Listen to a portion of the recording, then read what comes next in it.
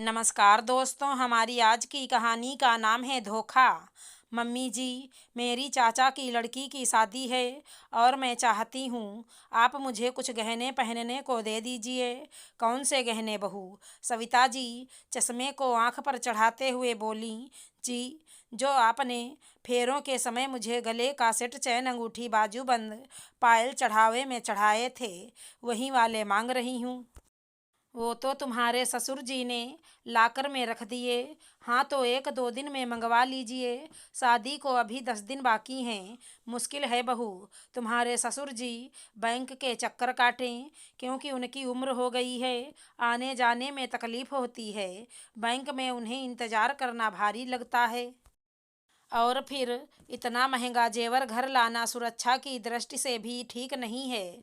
इसलिए तुम नकली ज्वेलरी क्यों नहीं पहन लेती? मेरे पास काफ़ी है। तुम चाहो तो कुछ भी चुन लो। अपने गहनों के डिब्बों की तरफ हाथ का इशारा करते हुए बोली।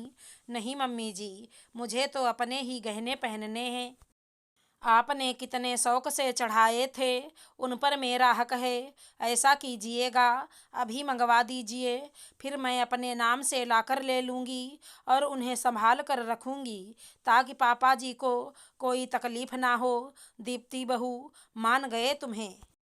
मायके से तुम्हें सगुन के 11 रुपये नहीं मिले और हमारे सामने खड़े होकर हक की बातें करती हो। तुम कान खोल कर सुन लो, वो गहने सिर्फ दिखावे के थे। एक बार दिखाया, अब तो तुम्हें देखने को नहीं मिलेगा। पहनना तो बहुत दूर की बात है। इसलिए ख़याली पुलाव बनाना छोड़ दो। वैसे भी वो मेरे गहने थे, पालिश करवाकर दिखावे में चढ़ाए थे, जो वापस ले लिए। मैं तुम्हें इशारे में समझाना चाहती थी, मगर तुम हो कि मानती ही नहीं, इसीलिए सच्चाई बता रही हूँ। अब जाओ, अपना काम करो, सविता जी ने चिड़चिड़ाते हुए कहा। दीप्ति और मंजेश की शादी को अभी 3 महीने हुए हैं। दीप्ति अपनी चचेरी बहन की शादी में जाने के लिए गहने मांग रही है, मगर सविता जी का जवाब सुन उसके होश उड़ गए। इतना बड़ा धोखा! ऐसे धोखेबाज लोगों से मेरा सामना होगा, मुझे पता नहीं था। दीप्ति कमरे से बाहर जाते हुए सोच रही थी। भाई साहब, एक ही बेटा है हमारा, उसके लिए हमें दीप्ति जैसी शिक्षित, आत्मनिर्भर और सुशील लड़की चाहिए थी। आज हमारी तलाश पूरी हुई। हमें दहेज में 1 रुपया नहीं चाहिए। कमलेश जी की छोटी सी किराने की दुकान थी। आय का साधन रोज खाने कमाने वाला ही था। जब 3 बेटियों के पिता के पास मंजेश जैसे नौकरी पेशा लड़के का रिश्ता आया, तो उन्होंने अपनी बड़ी बेटी दीप्ति का विवाह करने में देर ना लगाई। वैसे भी नौकरी करते करते दीप्ति 30 की हो गई थी। बाकी 2 लड़कियों को भी ब्याहना था, तो देर करने का सवाल ही पैदा नहीं होता।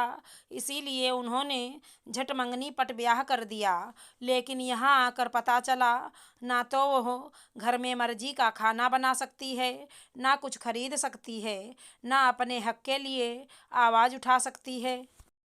आखिर तक पढ़ लिख कर नौकरी कर उसने किया क्या, जब उसे एक गूंगी गुड़िया की भांति ही बनकर रहना था। नहीं नहीं, मैं ऐसे नहीं जी सकती, अपने लिए बोलना ही होगा। खैर, 4 दिन बाद घर पर एक आदमी आता है।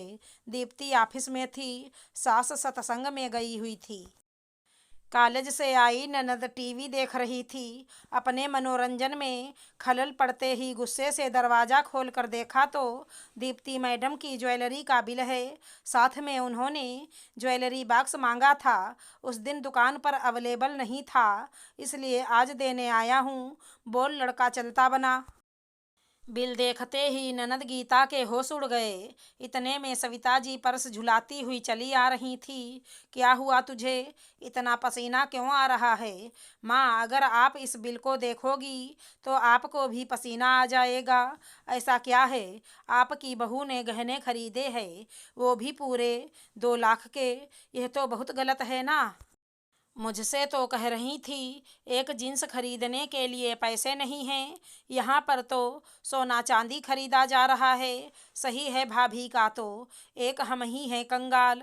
तू चुप कर, मुझे देखने दे। सविता जी को कुछ बात समझ में आई। अच्छा, मैंने गहने देने से मना कर दिया तो महारानी ने खुद से खरीद लिया। इसकी इतनी हिम्मत आने दे ऑफिस से। अभी बताती हूँ कि सास क्या चीज़ होती है। इतना बड़ा धोखा करने से पहले उसने एक बार भी नहीं सोचा। अपनी सैलरी के सारे पैसे उड़ा दिए।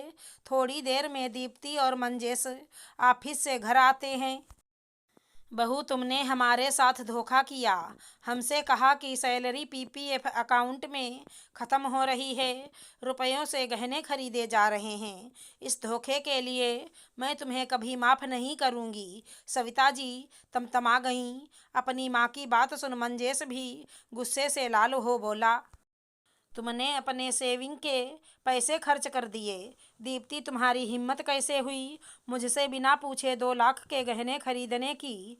मैं तो हमारी सहूलियत के लिए कार की डाउन पेमेंट तुमसे लेने की सोच रहा था और तुमने सारे पैसे 2 कौड़ी के गहनों में लुटा दिए।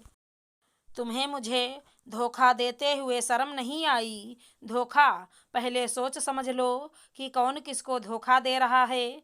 और अगर सच में मैंने धोखा दिया भी है तो सासू माँ, धोखा देना आपसे ही सीखा है। मंजेश, मैंने मम्मी जी से पहनने के लिए गहने मांगे। उन्होंने कहा वो गहने उनके हैं, सिर्फ दिखावे के लिए चढ़ाए गए थे। मुझे लगा मेरे साथ धोखा हुआ है। मेरा सामान बोलकर मम्मी जी अपना बोल रही हैं। और आपने ही कहा था ना, तुम्हारी सैलरी तुम्हारी है, तुम जो चाहे करो। इस बात में भी धोखा था। अब आप मेरी सैलरी से अपने सपने सच करना चाहते हैं, जो कि सरासर गलत है। मेरे पैसों पर मेरा हक है तो मैंने उन्हें अपने सपने पूरे करने के लिए खर्च कर दिए। अब आप ही बताइए कौन किसके साथ धोखा कर रहा है। फिर आकर चिल्लम चिल्ली कीजिएगा। तीनों की बात सुन ससुर शिवराज जी बोले, मंजेश, बहू सही कह रही है। तुम्हारी माँ ने धोखा तो मुझे भी दिया है। इसने मुझसे पैसा तो बहू के गहने बनवाने के लिए ही लिया था और गहने बने भी, मगर उन्हें अपना नाम लेकर लाकर में रख दिए। और तुम्हें तो अपनी पत्नी की ख्वाहिशों को आगे बढ़कर पूरा करना चाहिए था, मगर तुम तो अपने ही सपने सजोने लगे। अगर कार खरीदनी थी तो अपने पैसों से खरीदो। बहू के पैसों पर नज़र रखने की ज़रूरत ही क्या है। हाँ, उसकी मर्जी होती तो वो देती, जैसा तुम करते हो। हमने भी कभी तुमसे तुम्हारे पैसे नहीं मांगे, फिर बहू के पैसे तुम्हारे कैसे हो गए?